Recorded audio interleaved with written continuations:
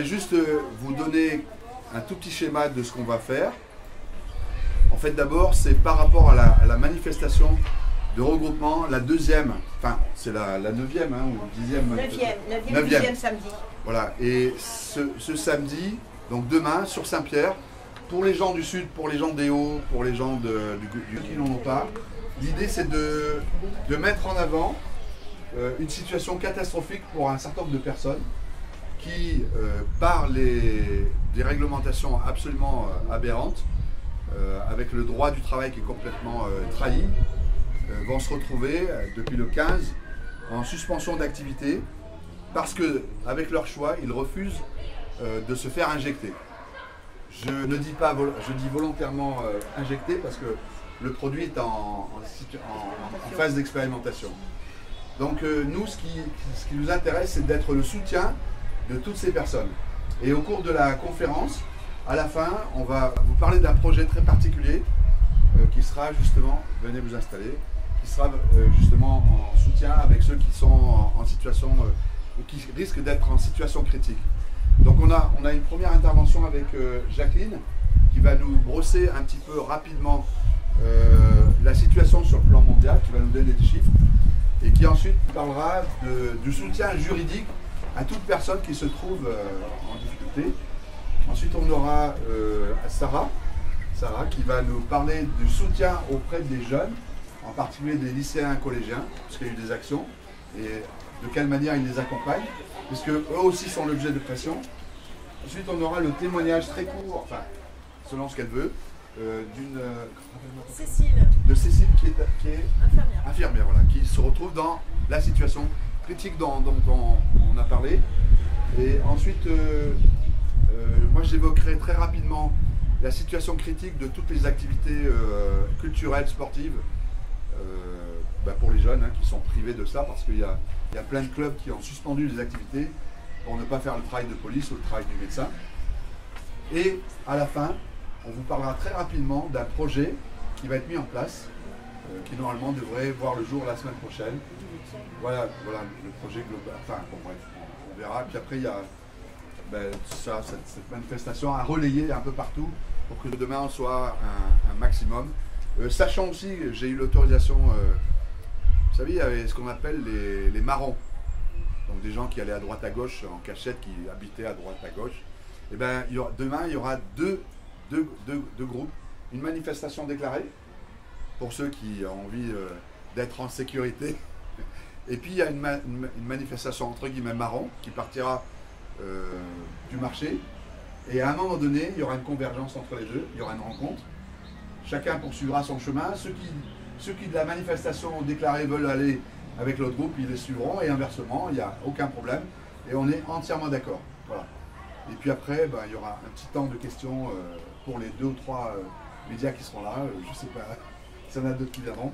Donc je laisse la parole à Jacqueline. D'accord, merci Jacques.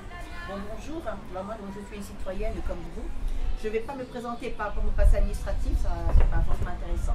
Par contre, je me présente comme la personne qui a créé le collectif Réunion Air Liberté, pour lequel nous sommes surtout sur des actions juridiques. Donc ça c'est la partie que je défends, parce que le fond, je ne suis pas scientifique, mais par contre, sur le côté juridique, nous avons quand même des billes pour pouvoir nous défendre. Alors, première chose, avant d'apporter des éléments d'information sur tous les soutiens que l'on peut mettre en place, je voulais quand même interpeller les médias en général, même s'il n'y en a qu'une pour l'instant, les médias en général, parce qu'on entend très très peu dans nos médias classiques, je ne les citerai pas, mais les médias classiques aussi bien nationaux que régionaux, on entend très très peu parler de tout ce qui se passe dans le monde et notamment aussi en métropole, premièrement. Et on voit tous les samedis sur les sites particuliers qui font des vidéos, qui nous donnent des livres. Donc j'ai fait un petit topo. Je ne donnerai pas de chiffres parce qu'on va être complètement saturé par les chiffres aussi. Il y a au moins 250 à peu près minimum de manifestations déclarées en métropole chaque samedi. Je ne parle pas des non déclarés, on ne les a pas.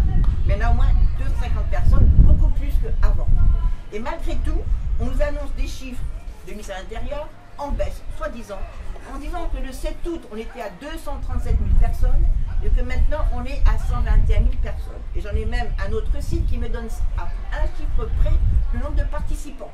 Moi, je vais sur Internet qui compte, mais franchement, quand on voit des vidéos, Le Monde, sur Paris, Toulon, Nice, Bordeaux, des villes que même moi je ne connaissais pas. Je me disais, tiens, dans la géographie, je l'aime bien. Mais des villes, je me dis que ça existe en métropole, oui. Donc partout en métropole, ça se réveille de plus en plus et ça monte. Et les chiffres qu'on nous annonce dans les médias, c'est le contraire. Donc déjà, pour le côté métropolitain et pour le côté mondial. Donc si vous voulez, je peux vous laisser le document, hein, parce qu'il n'y a pas de souci. On en a, je vais vous citer quelques pays, justement, où vous avez en Italie, en Turquie, en Pologne, en Autriche, en Israël, au Canada, en Belgique, en Lituanie, en Suisse. On a des manifestations, non pas les samedis, mais tous les jours de la semaine. Tous les jours. Et je regrette franchement que les médias ne fassent pas leur travail d'impartialité en donnant ces informations. Et souvent d'ailleurs, même quand on parle de nos manifestations à nous, on passe en deuxième, troisième ou des fois même en quatrième position.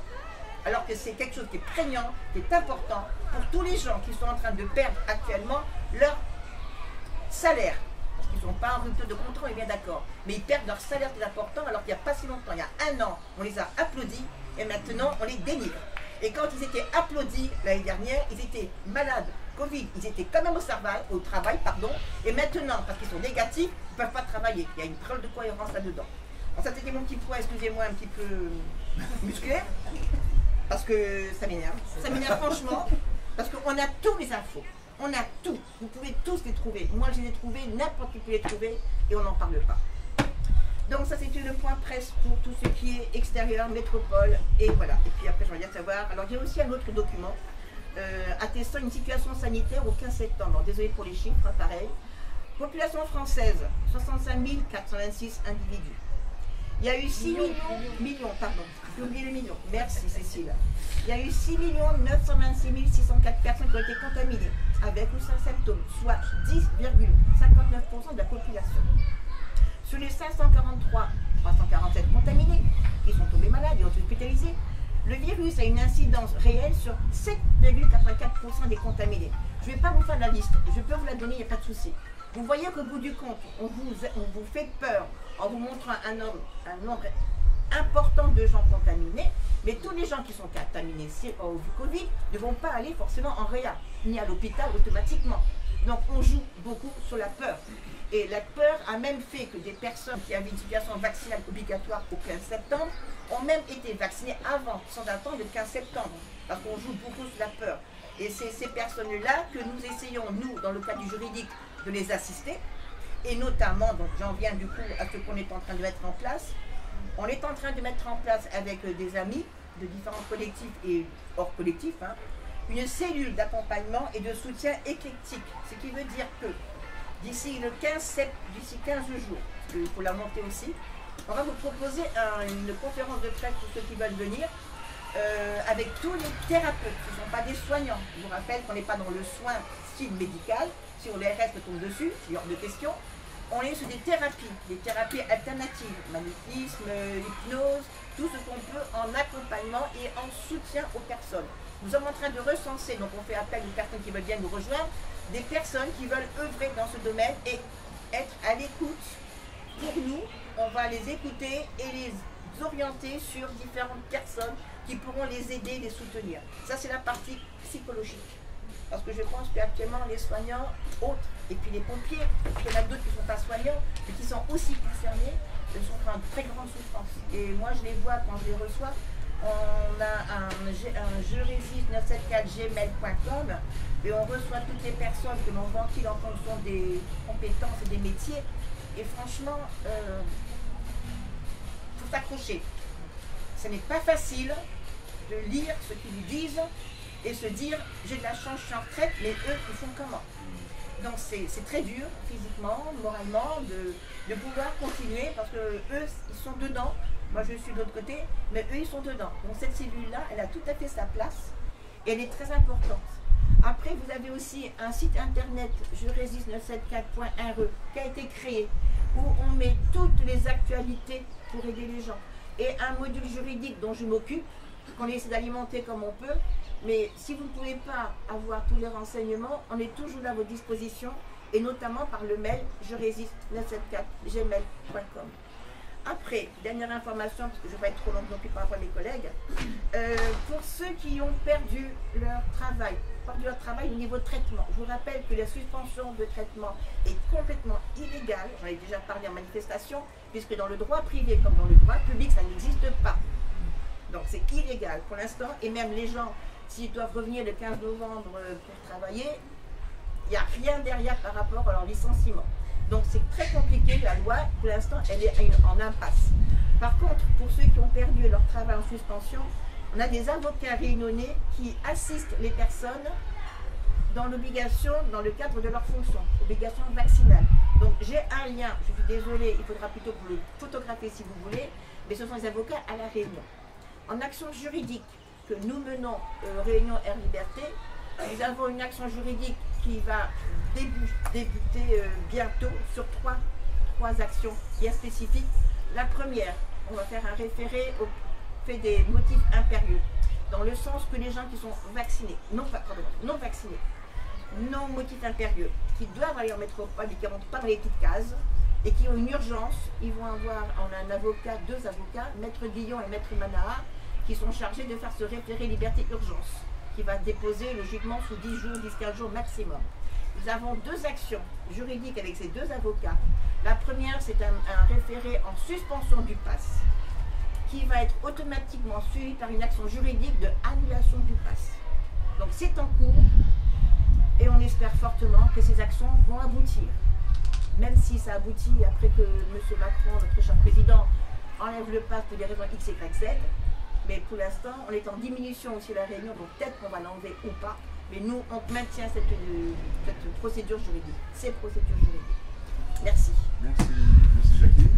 Peut-être qu'on va faire une liaison avec Cécile qui, elle, peut parler de ce qu'elle vit dans sa situation en tant que personnel hospitalier qui a refusé les injonctions qu'on lui impose.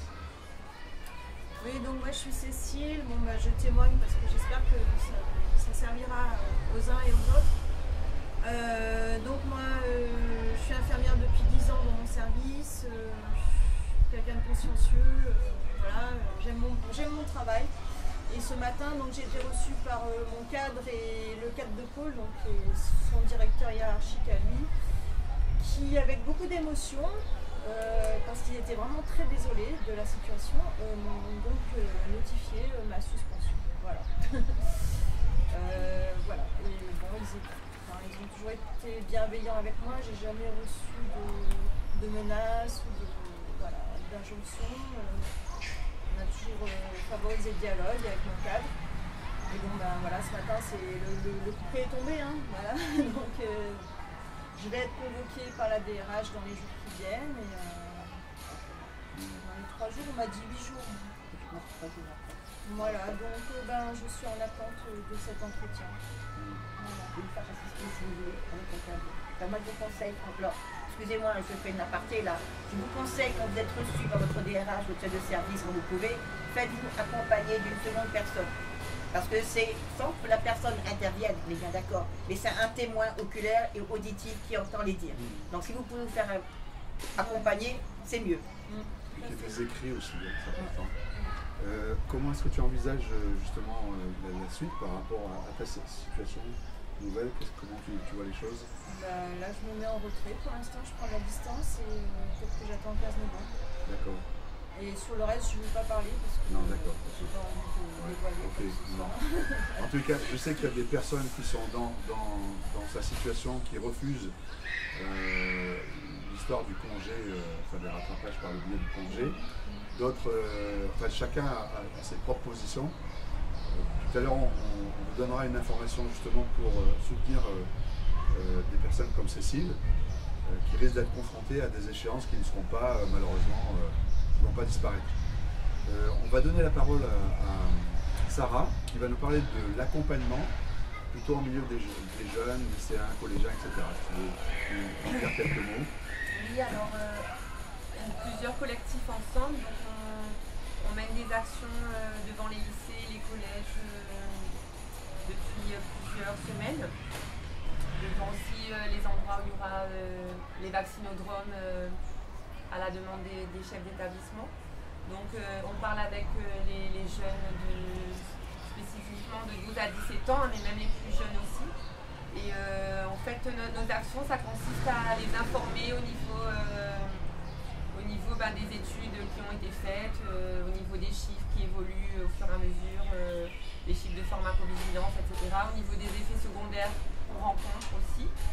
Donc en fait, il faut savoir que beaucoup de jeunes sont déjà conscients de ça parce qu'ils voient autour d'eux, il y a énormément d'effets secondaires qu'on voit.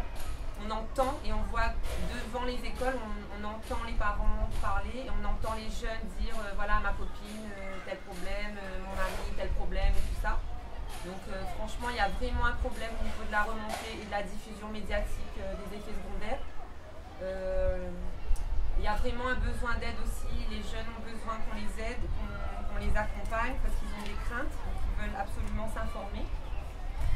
Donc il faut savoir que le 25 septembre, donc il y aura une action spécifique initiée par les jeunes, pour les jeunes, qui partira, je ne sais plus d'où ça part, mais en tout cas qui arrivera au bar à choix. Ça part du jardin d'État. Ouais. Et pour arriver au bar à choix avec des témoignages divers et variés, voilà. Il y a des témoignages extrêmes aussi, puisqu'il y a des jeunes qui ont perdu la vie suite à la vaccination simple ou double, voilà. Donc des témoignages de proches. On invite vraiment les proches qui ont subi des décès dans cette difficulté-là à se rapprocher de collectifs pour pouvoir témoigner et aider en fait d'autres familles qui sont sous une pression injuste en fait. Parce qu'il n'y a pas d'obligation vaccinale pour les jeunes. Hein. Même le pass qui va arriver le 30, donc justement on va en parler le 25, même le pass qui va arriver le 30 n'est pas une obligation vaccinale. C'est un pass sanitaire, c'est pas la même chose. Voilà. Donc il faut vraiment que les gens s'informent sur les chiffres actuels. Donc les chiffres sont très mauvais. Avec des chiffres pareils, on devrait déjà arrêter les décès vaccinaux. Là, ça devrait déjà arrêter. Et c'est pas normal que... Voilà, moi je m'adresse aux médias, c'est pas normal que les médias ne médiatisent pas les effets secondaires graves et les décès. C'est très très grave. Donc il faut absolument que ça remonte et faites tout ce que vous pouvez pour faire remonter. Hein. Il y a des médias qui cherchent des témoignages. Donc rapprochez-vous des collectifs pour en parler. Et alors sur le site Je Résiste 974 justement, .re, au fur et à mesure, comme disait Jacqueline, il y a des courriers, des outils. Donc si par exemple, votre enfant est au club de sport et on l'incite à faire la vaccination, donc c'est illégal. On ne peut pas faire d'incitation à la vaccination pour les 12-17 ans. Donc il peut télécharger des courriers, il peut avoir une aide juridique, il peut répondre. Il faut savoir parfois que les personnes aussi qui demandent ça ne sont même pas au courant. Donc il faut absolument que vous vous rapprochiez dans l'intérêt de vos enfants ou dans votre intérêt si vous avez 16 ans et plus, que vous vous rapprochiez de collectifs pour avoir les moyens juridiques, que ça soit au lycée pour les pressions. Il y a même des jeunes qui ont des pressions pour faire des stages qui n'ont rien à voir avec le milieu médical, des pressions à la vaccination. Donc tout ça c'est illégal, hein. Qu'on fasse savoir aux profs par des courriers justement aux professeurs, au rectorat, au chef d'établissement que c'est illégal, c'est passible de poursuites juridiques. Donc il n'y a pas lieu d'obliger qui que ce soit à la vaccination pour les 12-17 ans. Voilà. Et je fais un aparté pour tous les employés privés et publics autres que le secteur médical, c'est pareil. Le pass et la vaccination, c'est pas la même chose. Donc vous pouvez aussi aller sur Je Résiste 974, que ce soit des employés de mairie, etc. Il y a beaucoup de gens qui ne veulent pas faire le vaccin et de toute façon, ils n'y sont pas obligés. Donc qu'ils fassent valoir leurs droits, quel que soit leur secteur d'activité, sur Je Résiste 974.re. Vous pouvez avoir ces outils-là et vous rapprocher de collectifs, parce qu'il y a beaucoup de collectifs, que ce soit pour les soignants, les restaurateurs, les chefs d'entreprise, les pompiers, l'éducation nationale, les gîtes. Là, les taxis peut-être vont faire un collectif. Les restaurateurs, c'est un collectif qui sont mis ensemble. Restaurateurs et commerçants ont été mis ensemble. Voilà. Donc tout le monde peut se rapprocher de ses pairs, voilà, et faire valoir les droits et se renseigner sur les chiffres et les médiatiser. Voilà. Merci. Merci Sarah. Je voudrais rajouter une chose parce qu'on entend souvent, oui, mais ça coûte cher un avocat. Alors, pour les gens qui veulent faire une action juridique, les collectifs en général sont là aussi pour vous aider. C'est-à-dire que nous, on a par exemple créé une cagnotte. On est sur le site RA, il y a eu 4200 membres et on a eu 300 donateurs pour payer des avocats. Donc, ce n'est pas forcément vous qui allez payer un avocat. Donc, n'ayez pas peur d'aller voir l'action juridique qui peut être menée près d'un collectif ou d'une association, parce que ce n'est pas forcément vous qui allez payer. On fait appel à des dons, on fait appel à des personnes qui viennent bien donner à votre place et ça se fait. Donc, tentez le coup, allez voir, posez des questions, n'ayez pas peur. Tout n'est pas forcément payant par vous, mais peut être pris aussi en compte par d'autres collectifs. Merci. Donc moi je vais juste intervenir pour deux aspects. Il y a d'abord tout le milieu sportif culturel qui est largement pénalisé. Et en pénalisant le milieu sportif et culturel, c'est les enfants et les jeunes qu'on pénalise. Ce qui est incroyable, on leur interdit d'accéder à des sites qui normalement devraient être ouverts. Je connais personnellement donc, plusieurs clubs qui ont complètement suspendu les activités parce qu'il n'y avait pas la possibilité d'exercer le contrôle, d'ailleurs qui devrait être exercé par ceux qui l'ont commandé, puisque il est question de vous faire travailler gratuitement, ce qui n'est pas très logique. Donc il y a les enfants, les adolescents, les jeunes, dans différentes activités sportives, culturelles, qui n'ont plus accès, hein, d'ailleurs qui ne se sont même pas réinscrits. On a un déficit de réinscription de l'ordre de 50 à 80% pour certaines activités. C'est incroyable qu'on ait osé faire cela. En plus, on a un certain nombre de services de mairie qui anticipent carrément les dates, qui font un mois avant les exigences, alors que là, ça a été précisé, c'était à partir du 30 septembre. Eh bien, pour une commune que je connais, puisque j'y habite, c'est depuis le début, depuis la rentrée, qu'on nous impose le pass sanitaire. Donc à partir de ce moment-là, on a fait un courrier, on a dit gérez vous-même, et on a envoyé une copie à la préfecture, enfin à différentes instances et puis à différents clubs, en précisant qu'on n'avait pas la compétence pour évaluer, etc., ni contrôler. Ça, c'était un premier point. Deuxième point, les manifestations, elles sont régulières, elles sont variables en fonction du contexte. Donc demain, on a cette manifestation qui a pour axe principal justement le soutien à des personnes comme Cécile et d'autres, hein, qui j'espère vont pouvoir se manifester. Et il y a donc l'idée de marcher simplement, c'est pas suffisant. Donc nous on veut passer à une phase active comme l'accompagnement qui est déjà prévu. La phase active, ça va être de créer un fonds de soutien pour tous ceux qui sont en situation de détresse financière parce qu'ils sont privés de leurs revenus. C'est absolument inacceptable. Et normalement, les syndicats devraient être au charbon, comme on dit.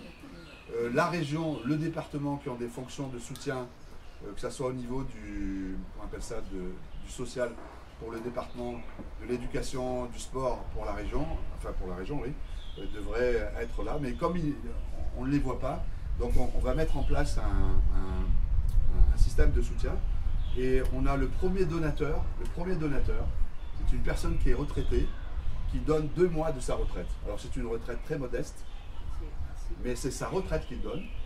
Et pour nous, c'est un signe d'encouragement, parce que je crois qu'il touche à peu près 560 € par mois. C'est rien du tout, hein. Enfin, je veux dire, par rapport aux besoins qu'on a pour vivre, c'est largement en dessous du seuil de pauvreté. Cette personne donne 2 mois, elle nous a confirmé ça hier, elle nous donne 2 mois de son revenu. Donc je pense que ça, c'est un modèle qui peut nous inspirer. La plupart d'entre nous, on a, je ne sais pas, à part Cécile, on n'a pas trop de difficultés pour le moment, on n'est pas encore dans des obligations qui nous suppriment tout.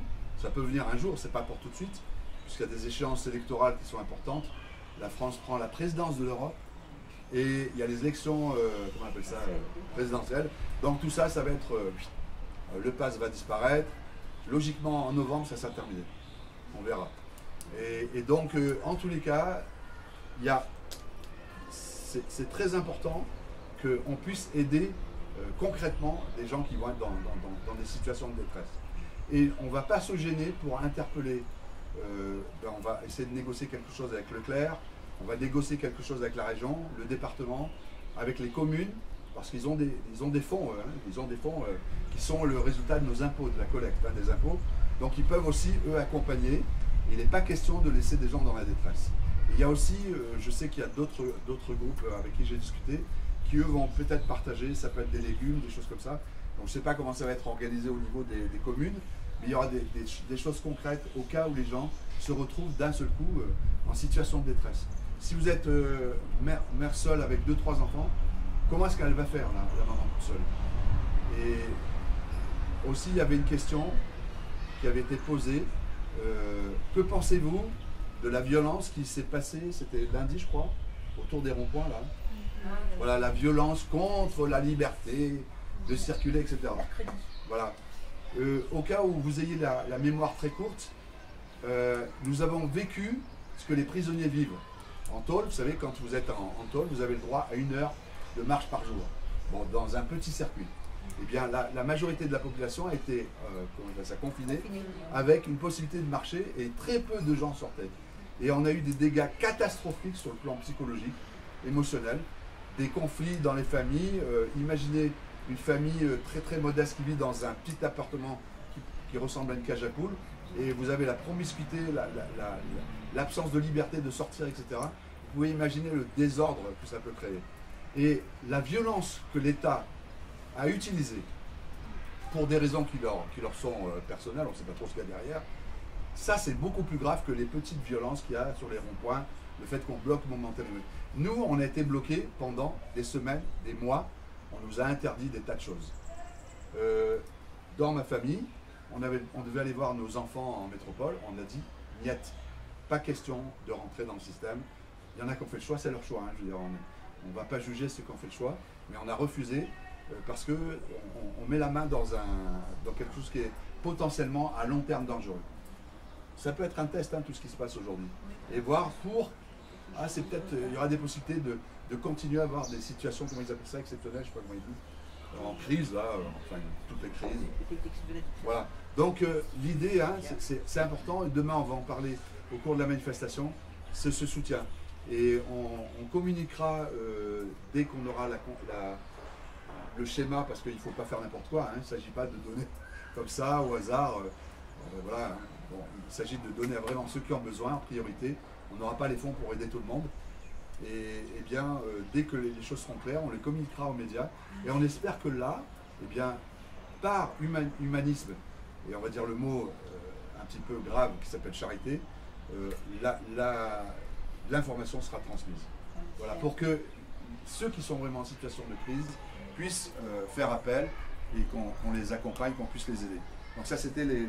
Si je peux me permettre, je préfère solidarité que charité. Non, mais ça fait partie de ça. C'est-à-dire que solidarité, le fonds s'appelle fonds de solidarité. Hein. Mais charité, c'est pas un gros mot. Hein. Charisme, c'est pas du tout quelque chose de négatif. Il y a plein de gens parmi nous qui font du charisme sans le savoir. Voilà.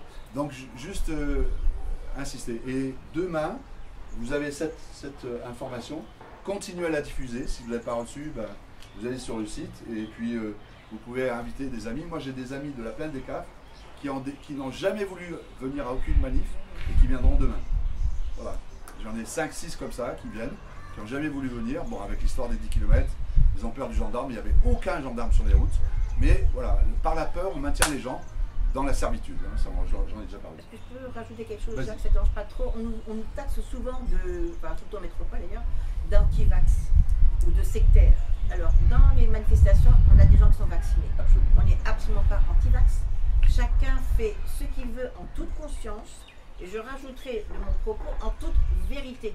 Je ne suis pas sûre que tous les chiffres que les médias donnent sont tout à fait exacts.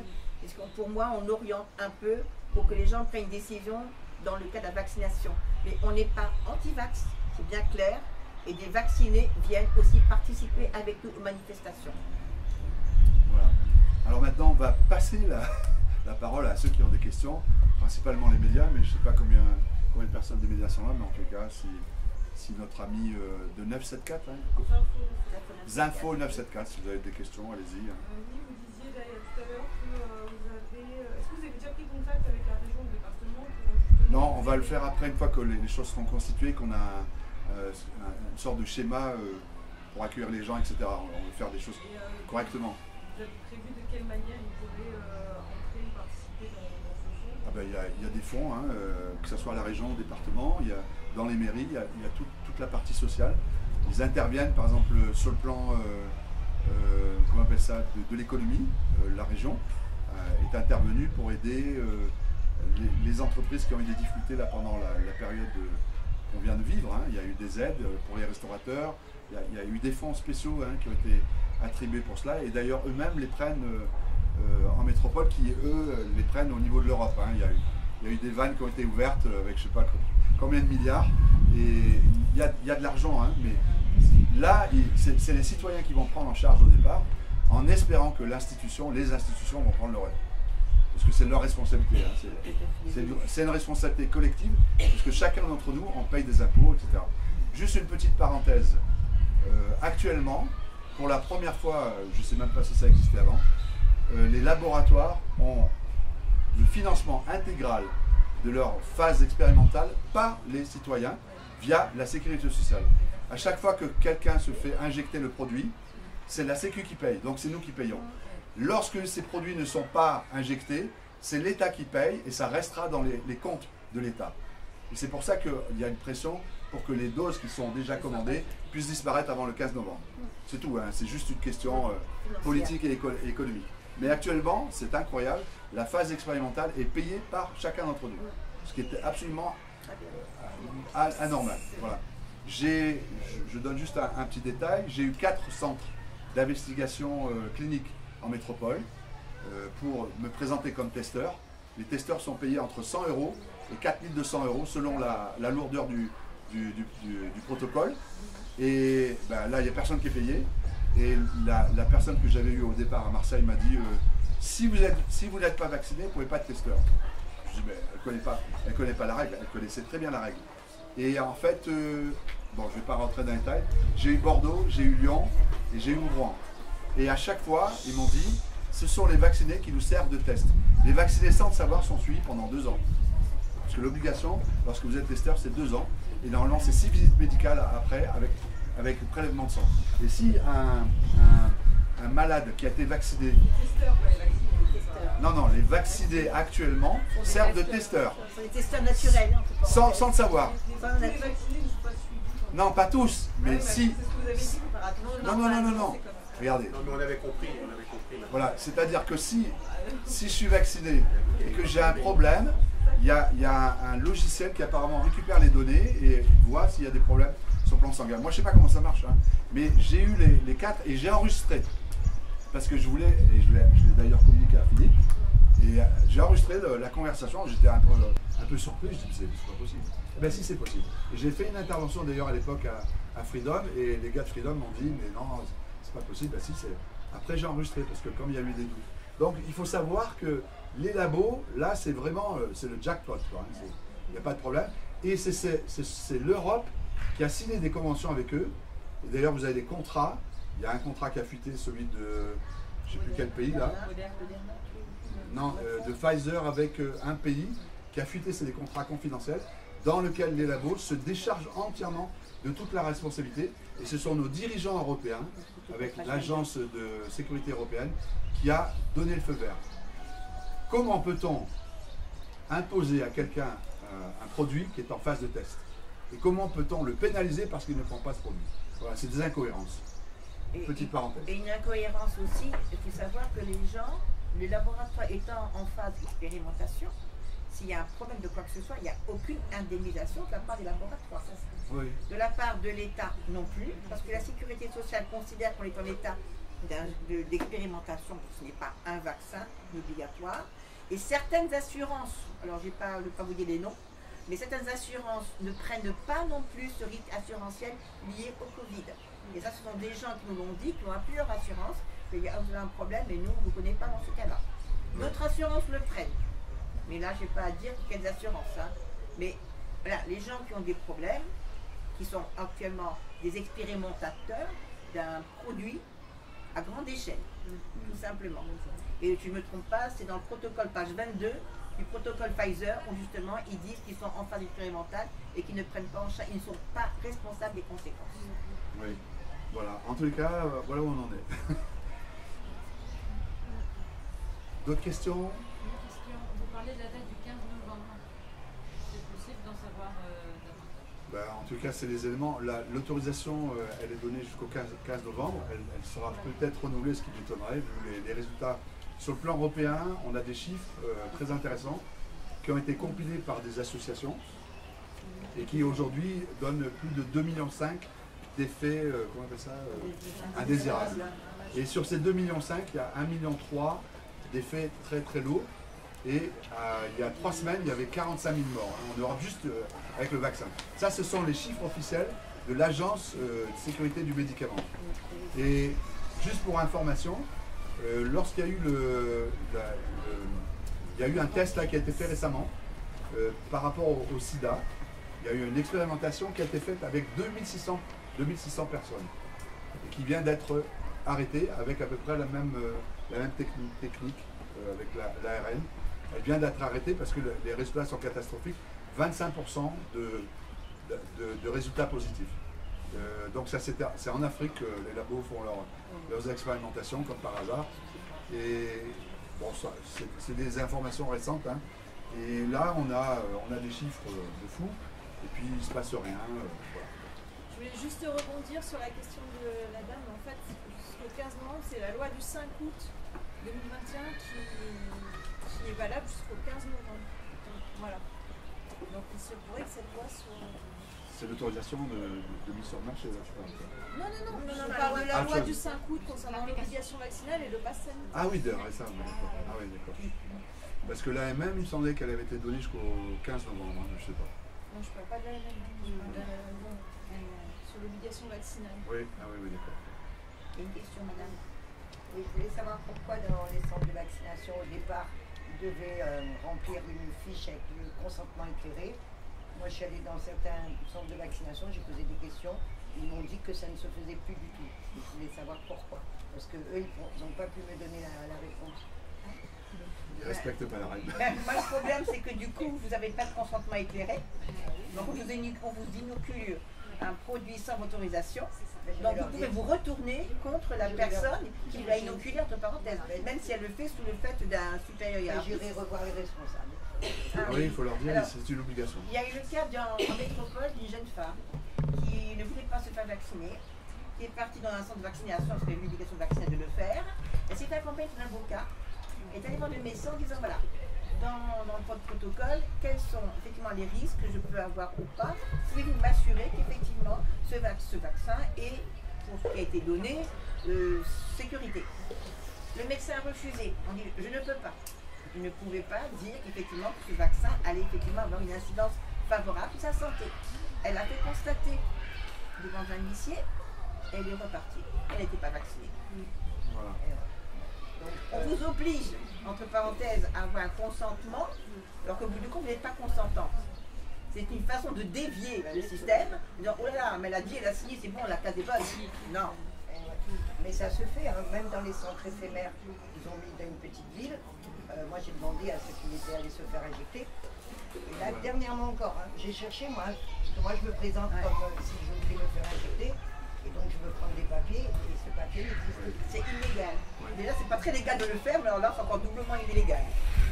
Voilà. C'est votre Je peux aller consentement. leur dire ça. Hein? Bon. Est-ce que je peux repartir? Ah, bien sûr, bien sûr. Vous pouvez citer le texte de loi qui demande le consentement libre et Éclairé, éclairé de la éclairé. nation.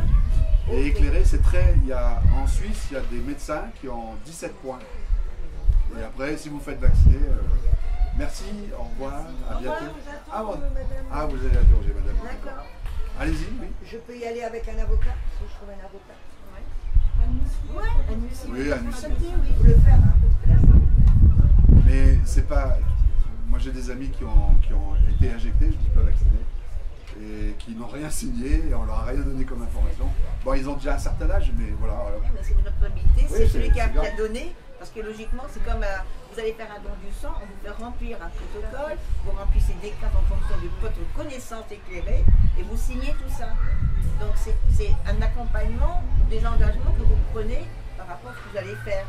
Là, on ne vous fait aucun éclairage, donc c'est la responsabilité entière de celui qui vous l'a fait. Le travail, alors, le travail, ça ne veut pas comment, quel document on ne veut pas être, comment dire, cobaye. Alors, au travail, vous êtes dans quel métier, madame, s'il vous plaît?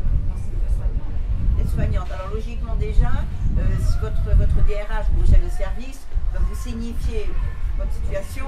Et quand vous avez ou une note de service ou quoi que ce soit, c'est pas suffisant, vous écrivez un courrier, on a des outils sur le site, où vous demandez en fonction de quelle réglementation, loi, article ou décret, on applique cette mesure. En fonction de ça, à ce moment-là, vous pouvez répondre à ce moment-là, mais d'abord demandez à votre employeur de donner un courrier écrit avec toutes les références réglementaires pour justifier justement ce qu'il vous demande de faire. Ah, mais il est obligé. Je suis désolée, il est obligé. Et sinon, c'est les avocats. Et sinon, vous venez nous contacter au niveau des collectifs et on prend avec les avocats, ils sont là pour vous défendre. Mais on n'a pas, moi je suis une ancienne DRH, excusez-moi, bon, on va passer pas dessus, mais en tant que DRH, on ne peut pas entendre qu'on ne vise pas les textes de loi et même on est obligé en décision administrative de vous donner les modes de recours. Donc si ce n'est pas dedans, tout ça, ce n'est pas recevable. La lettre qu'on vous envoie n'est pas recevable. Donc on n'oblige pas aux vaccinés, ce n'est pas réglementaire. Moi j'ai deux questions, excusez-moi. Moi j'ai deux questions. En utilisant le terme vaccin continuellement, n'avez-vous pas l'impression de donner du grain à moudre aux gens que vous combattez, notamment à l'exécutif, puisqu'il s'agit essentiellement d'une injection ARM. Donc je ne comprends pas que vous continuiez à utiliser le terme vaccin systématiquement.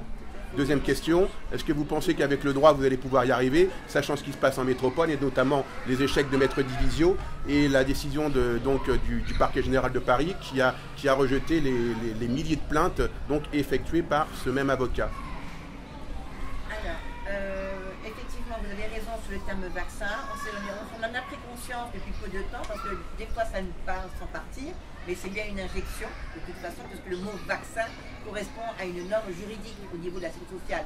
Donc effectivement, on n'est pas en vaccination, on est en injection.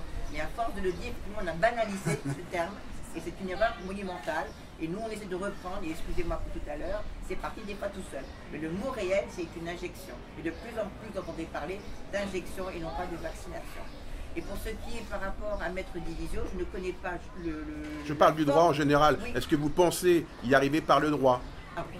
Quand on regarde un petit peu les décisions qui tombent, excusez-moi du peu, je crois que vous avez une majorité dans la magistrature qui est quand même pour l'exécutif et qui corrobore un petit peu les décisions de l'exécutif. Hein. Je suis d'accord, on va prendre l'exemple de Maître Guillon qui en juin dernier, si je ne me trompe pas de mémoire, a fait un référé par rapport au masque à l'école, au protocole sanitaire à l'école, et il a gagné sur le fait que, c'est à Montpellier, hein, il est avocat à Montpellier, le fait que le protocole sanitaire ne s'applique pas à l'école et donc n'a pas d'obligation d'être un masque. Évidemment, après on dit on va mettre les enfants de côté, ça c'est une conséquence. Mais sur le terme juridique, il n'y avait pas d'obligation, donc il a gagné. Tout dépend de la forme. Quand vous faites un référé ou un mémoire dans une instance juridictionnelle, qu'elle soit administrative ou le Conseil d'État constitutionnel, ces trois juridictions vont d'abord examiner le document sur la forme. Jamais sur le fond en premier, sous la forme.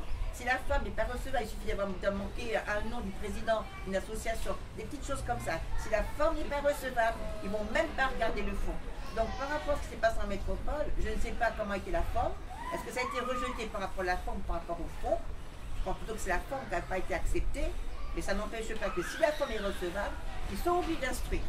Et en étant moi-même dans le droit administratif par rapport à mon ancien travail, je crois et je veux croire à ce que le juridique, à un moment donné, l'emportera, parce que beaucoup de lois qui sont mises en place avec des décrets d'application, non pas, quand le décret est sorti par rapport à la loi du 5 août 2021, il y a eu une liste de tous les textes qui devaient être modifiés. Le code du travail, les statuts de la fonction publique, les trois fonctions publiques, et d'autres textes encore qui n'ont pas été faits. Donc on est dans une inégalité par rapport au code qui quand même s'applique. La loi sur la discrimination, elle a été codifiée. Quand on discrimine par rapport à l'état de santé, on peut faire du pénal. Ça a été codifié dans le code pénal. Alors comment c'était qu'une loi qui était chargée de discrimination, enfin de former les gens de la discrimination. Donc c'est de quoi je parle. Donc c'est vrai que effectivement, les lois qui sont prises ont des décrets qui ne s'appliquent pas complètement parce que derrière, les textes de fondement de base n'ont pas été changés. Je rappelle également que le procureur, puisque c'est le parquet dont dépend le procureur, a ce qu'on appelle l'opportunité des poursuites en l'espèce qui est libre de ne pas poursuivre, quand bien même la forme ne soit pas respectée, madame. Oui, je suis d'accord, mais je crois qu'en ce moment, il y a beaucoup de pression. Excuse-moi, ça va. Non, mais c'était l'objet de ma question. Est-ce que c'est un combat national ou est-ce que c'est un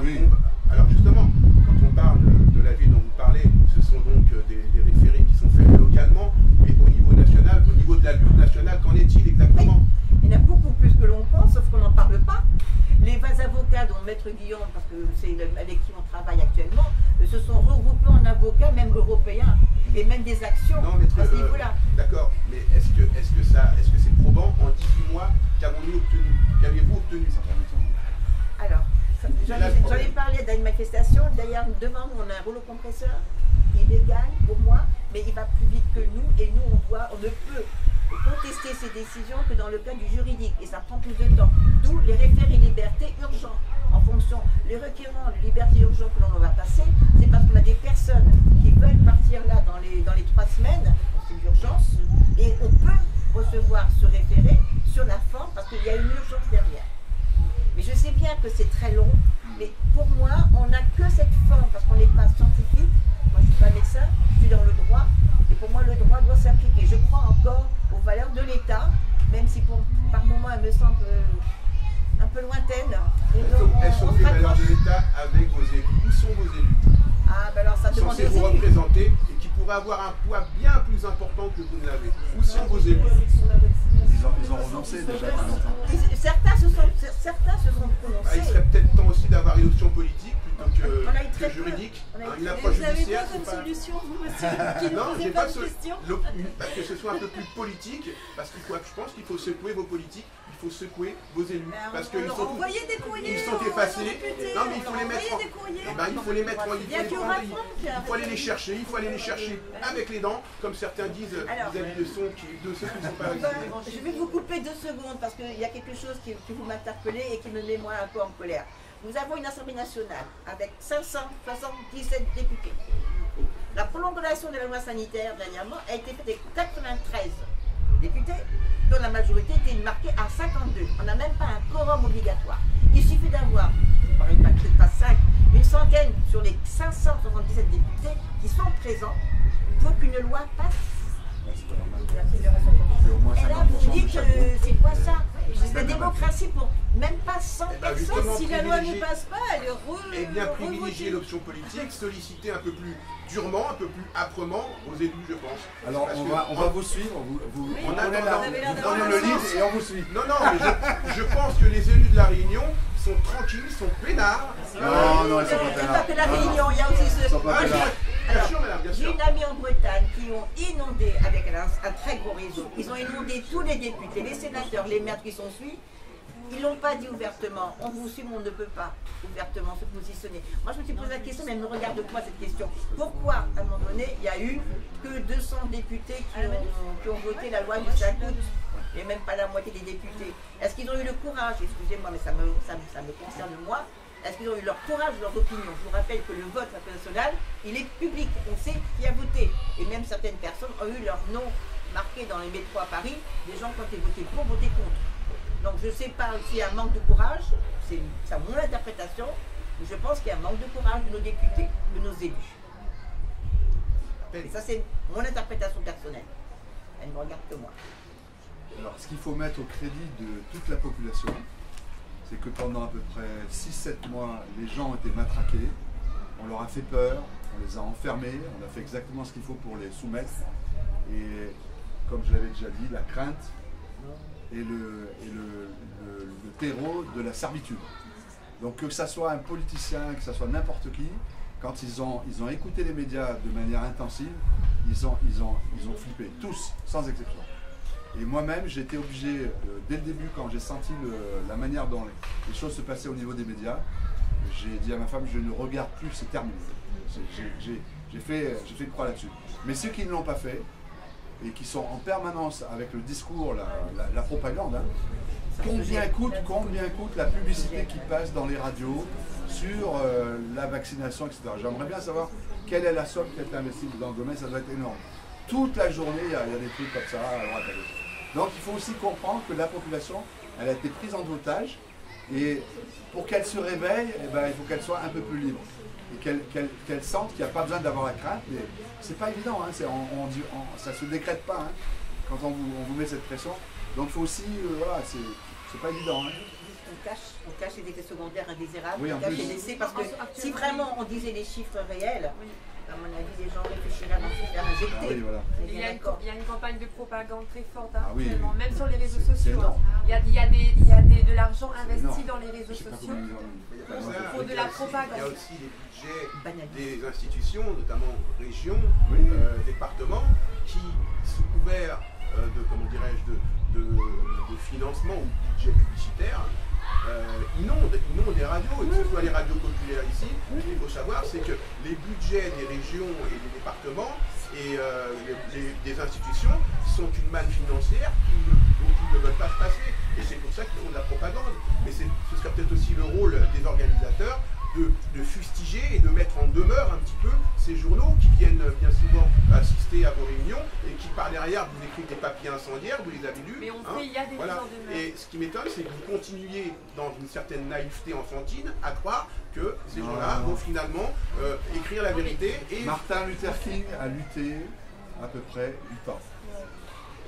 Nelson Mandela, l'apartheid, moi j'étais en prison en Afrique du Sud à l'époque de l'apartheid, à cause de l'apartheid. Ils ont dû lutter à peu près 20 ans. Il n'y a aucune lutte de ce niveau qu'on a actuellement qui se gagne en 3 semaines, en 8 semaines, en 10 jours. Ça n'existe pas. allez dire 20 ans à cette dame, monsieur. Non, non, mais le problème c'est, pour la dame, on va voir la solidarité. Voilà, Si je peux me permettre aussi, il y a de la corruption partout, mais même dans les médias et même dans la justice, il y a aussi des gens honnêtes. Il y en a comme chez les médecins, Je vous comme chez les entends, madame. fonctionnaires, partout. Il y a de l'honnêteté partout. Il y a de tout partout, voilà. À tous les niveaux. Excusez-moi, c'était quel média Émancipation citoyenne, madame. voilà. Je peux juste rajouter une chose. Vas-y, vas-y.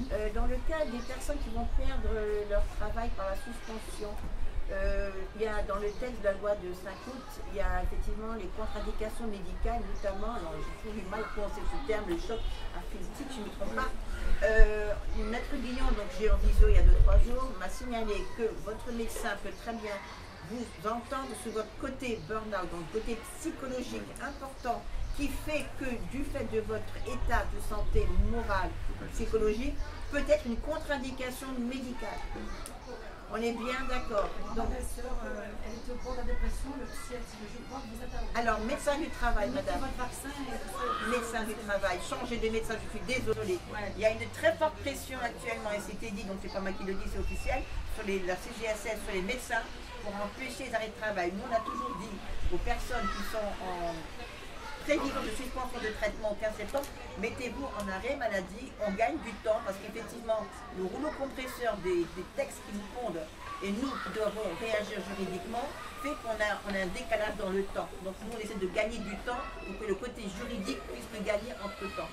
Donc arrêt maladie, si vous pouvez, la contre-indication médicale en fonction de ces nouvelles préconisations, donc morales, psychologiques, sont importantes. Et alors pour ceux qui sont suspendus dans le privé, si c'est une suspension dans le privé, vous pouvez travailler. Du moment que votre convention ne vous précise pas le côté concurrentiel, travailler sur un autre domaine que là où vous étiez avant. Pour le public, on peut aussi travailler, alors c'est plus compliqué, parce qu'il faut demander à son employeur l'autorisation de travailler pendant ce temps-là. Donc là, à mon avis, c'est moins gagné. Mais la loi le précise. Une question. Question de rouleau compresseur, moi je suis aussi en arrêt psy depuis le 25 août. Je ne voulais pas te filmer. Voilà. Depuis le 25 août, j'ai été convoquée le 15 pour un contrôle, Oui. contrôler systématiquement. Oui. J'ai eu la chance de tomber effectivement sur un médecin qui m'a très bien compris, qui m'a prolongé de 6 mois, Dieu merci. Mais je peux vous dire qu'à la base, les médecins, c'est vaccinez-vous, vaccinez-vous, vaccinez-vous. Je suis alors, il y a pareil, comme disait Sarah, merci. Il y a des gens, moi j'en connais, des médecins qui sont bien. Ils sont ni pour ni contre, qui vont vous dire l'éclairage. Merci beaucoup, madame. Au revoir. Au revoir, bye, ciao. Qui vont vous dire effectivement le médecin, mais ils vont vous éclairer. D'autres, par contre, qui vont être dans cette optique-là. Je connais quelqu'un qui a rencontré un médecin aussi qui était très orienté, mais a changé de médecin. Excusez-moi, le médecin référent, c'est un médecin que vous choisissez. Vous ne choisissez pas un médecin à vie. Vous choisissez un médecin pour un temps. Si votre médecin ne vous convient pas, changez de médecin. Pas parce qu'il va vous vacciner ou pas vous vacciner, mais parce qu'il va vous entendre et entendre ce que vous dites, et non pas ce qu'on lui dit de faire. D'accord ? Il y a une difficulté quand même, vous avez 18 000 médecins à La Réunion, 1800 médecins, pardon. 1800 médecins à La Réunion, vous en avez 4 qui s'affichent ouvertement. Ah non, non, il y en a beaucoup. Il y en a plus que ça. Ouvertement, je parle ouvertement. Ah, mais ils n'ont pas tous besoin de s'afficher. Ben non, je suis mal.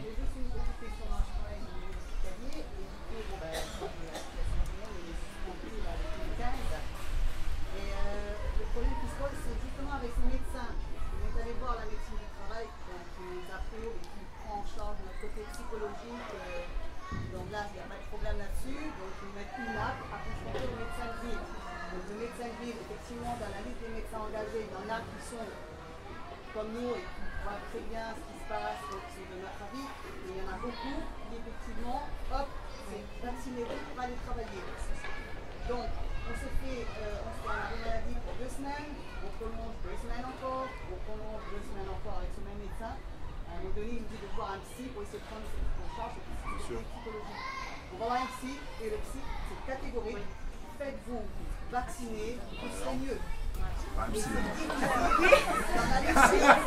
C'est pas un psy. Je dirais pareil, changer de psy. Dans la liste, c'est pas facile, hein. C'est pas facile. Dans la liste des médecins engagés, on n'a pas beaucoup de psy qui peut prendre tout le monde en charge, en fait, je veux dire. Et donc moi, j'étais voir un psy, je n'ai pas parlé du tout du vaccin. Je suis venue lui parler de la santé psychologique, de ma santé psychologique, avec des trucs que j'arrive plus à gérer dans le milieu familial, dans le milieu social. J'arrive plus à me concentrer sur toutes les choses de la vie. Je suis constamment du matin au soir dans cette dépression ou dans cette pression psychologique. Je pense que tout le monde fait pareil. Hein. Et voilà, donc quand on parle de ça aussi, la première chose qu'il vous dit, vous travaillez où? Donc là, on ne va pas mentir. Et il vous dit, vous n'êtes pas vacciné. Donc, je dis, écoutez, monsieur le médecin, je ne suis pas là pour parler de mon côté, je suis là plus sur le côté psychologique, de ma prise en charge mentale, et en aucun cas pour un suivi concernant la vaccination. Déjà, je n'ai pas ça à parler avec vous parce que ce n'est pas votre sujet de ma visite. Et il me dit, ben écoutez, moi, en tout cas, je ne peux pas vous arrêter si c'est pour la vaccination. Je vous verrai plus tard. Et voilà. Quand vous voyez votre médecin, ne parlez jamais de vaccination. On ne parle pas. Mais c'est eux qui viennent choisir. Vous dites, mais non, je suis désolée, je suis en burn-out. De toute façon, ils ont des consignes. Il y a aussi un courrier du médecin traitant qui nous appuie, burn-out psychologique, prise en charge, sous médicaments, matin et soir. Et voilà, et lui, le psy, il ne voit pas ça. De toute façon, ils ont la pression, il m'a dit le psy. Je vais vous dire, mon collègue, il a eu la pression, il s'est fait lui-même vacciner lui-même, enfin il s'est injecté lui-même le produit tellement qu'il n'en pouvait plus. Il avait une pression psychologique aussi, lui en tant que psy. Donc, lui, c'est bon, il arrête là, il s'arrête là. Et tous les psys, c'est pareil. Donc, on ne sait plus trop. On va te donner des coordonnées qu'on n'a pas le droit de donner publiquement, mais tu pourras les avoir avec Jacqueline. Donc on est un groupe, on fait des recours à l'heure actuelle, on est sur un petit peu plus d'une vingtaine de personnes. Vous pouvez vous plaindre aussi à l'ordre des médecins, je suis désolée, parce que déontologiquement, un médecin n'a pas à vous obliger à faire. Il doit vous écouter, vous entendre, vous comprendre et faire en fonction de ça un traitement si nécessaire. Il n'a pas à vous dire vous devez vous vacciner. Déontologiquement, ils sont hors la loi par rapport à ça. Et moi, je vous conseille de faire même un courrier collectif à l'ordre des médecins signalant ces personnes-là. Il le fait, ils sont orientés. Indirectement, il le fait. Rassurez-vous, je vais vous prendre en charge. Revenez dans un mois. Mais en tout état de cause, il n'y a aucun arrêt maladie. Quoi, Ah non, il faut pas arrêt maladie. Voilà. Donc, ça veut dire qu'on reste suspendu. Alors, il est vrai que de l'autre côté, l'État se rend bien compte que les gens qui ne veulent pas se suspendre pour raison de non-vaccination vont être en arrêt maladie. Parce que les congés, même si vous en avez, c'est pas jusqu'au 15 novembre en tout cas.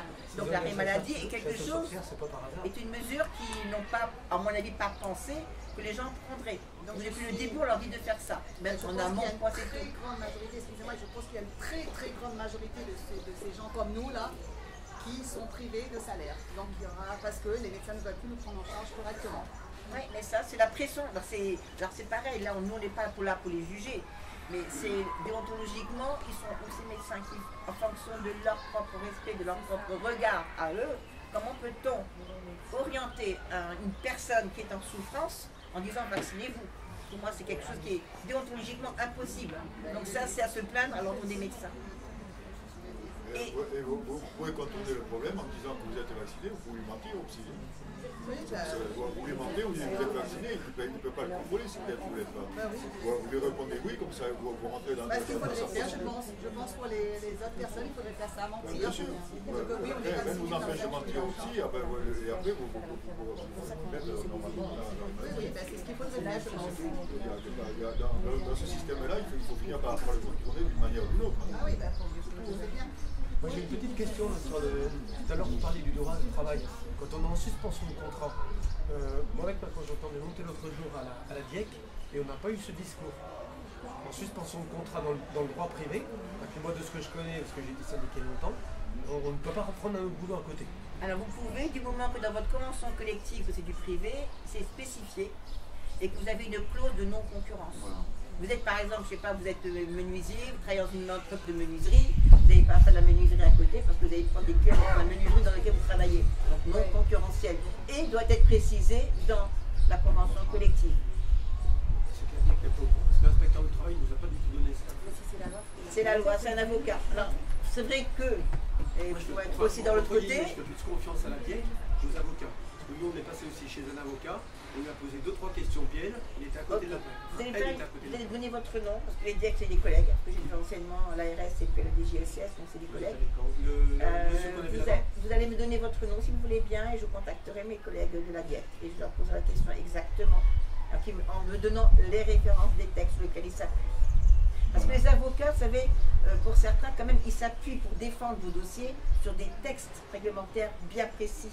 Et c'est là-dessus, justement, sur les failles juridiques qui peuvent rentrer pour pouvoir dire là, c'est pas légal. Et donc, ils prennent les textes, les décrets, les articles pour dire ok, votre décision est illégale. Parce que nous, l'avocate qu'on a vue, elle était très claire, elle a dit des choses en ce qui concerne le droit du travail, je ne connais pas. Elle est étonnée. Parce qu'en temps normal, quand vous êtes suspendu sans traitement, ce n'est pas une rupture de travail. Vous êtes toujours sous contrat puisque vos droits fondamentaux prévoyance continuent. Vous comptez bénéficier de votre mutuelle, de votre SCQ, ce n'est pas un souci ça.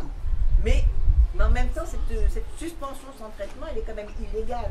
Dans le droit du Code du travail, la suspension sans traitement n'existe pas.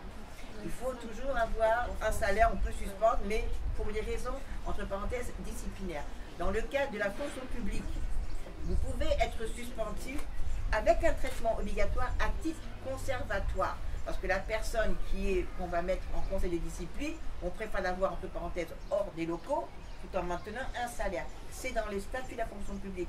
Et après, ça passe en conseil de discipline, avec des résultats en fonction effectivement de la commission de discipline. Mais la suspension sans traitement n'existe pas dans le Code du travail et dans les statuts. Oui, là-dessus, on est d'accord. Donc ça veut dire que même par rapport à ça... On va arrêter la conférence de presse. Ensuite, ceux qui veulent avoir des entretiens individuels le font. Parce qu'il faut qu'on déménage, moi j'ai d'autres choses à faire. Et puis c'est bon, on a vu ce qu'il fallait. Et puis on vous attend tous demain avec une dizaine de personnes que vous amenez chacun. Même plus, hein, vous avez le droit. Hein. Bon courage à tous. Merci en tout cas. Et ceux qui ont des problèmes particuliers, vous pouvez venir voir Jacqueline, hein, d'accord? Oui, merci. Et je résiste 974. Voilà.